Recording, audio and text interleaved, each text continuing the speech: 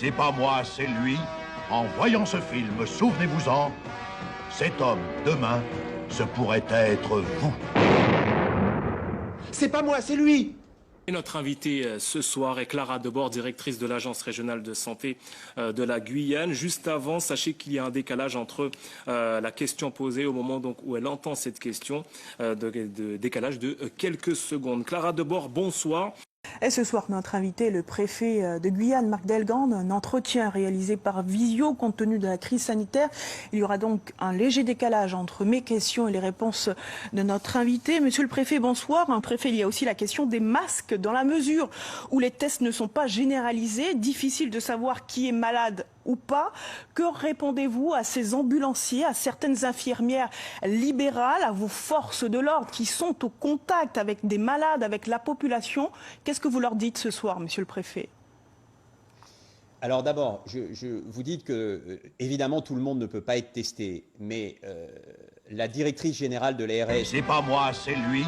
...qui effectuera une communication générale demain sur l'ensemble des sujets sanitaires et épidémiologiques. Je crois que c'est prévu demain à 14 h. C'est pas moi, c'est lui. Il vous le dira mieux que moi. Autre sujet sensible, monsieur le préfet, les lits de réanimation. Nos journalistes ont recensé 38 lits. Est-ce que vous pouvez confirmer ce soir? Non, je confirme. Je ne veux pas confirmer ce chiffre. La directrice générale de l'ARS... C'est pas moi, c'est lui. Vous êtes le préfet de la Guyane, Marc Delgande. Oui, vous êtes en lien avec l'ARS, notamment pour les bulletins épidémiologiques. Oui.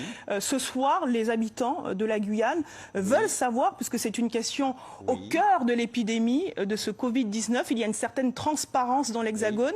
Est-ce qu'il y a de quoi s'inquiéter en Guyane, monsieur le préfet?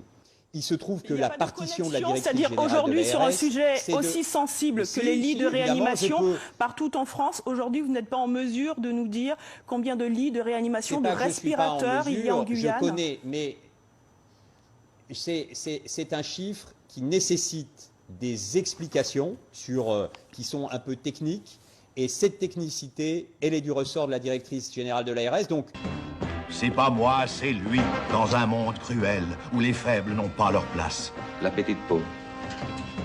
C'est pas moi, c'est lui. Une aventure haletante où les passions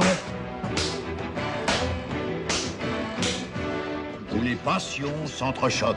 Dans ce reportage, le député Gabriel Serville vous interpelle, également le député de la seconde circonscription, Lénaïque Adam. Alors, est-ce que l'on peut dire que la direction de l'ARS Guyane verrouille l'information, la confine avec un seul canal pour communiquer, en l'occurrence vous, en lien avec la préfecture? Dans une crise d'une telle ampleur, c'est le préfet qui se heurtera aux personnalités les plus inquiétantes.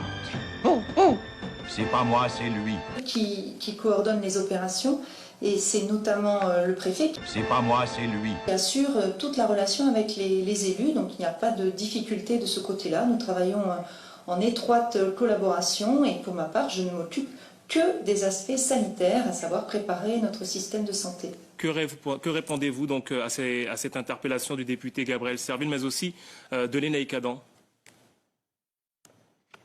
Que répondez-vous aux deux députés? Je ne suis pas habilité à répondre, c'est bien le préfet. C'est pas moi, c'est lui.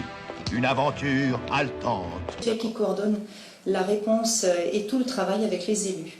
Pour tout le reste, je me permets de répéter, c'est vraiment les services de l'État animés par le préfet. C'est pas moi, c'est lui. Qui sont à la manœuvre. Très bien, on comprend que vous préférez ne pas répondre donc à ces aspects.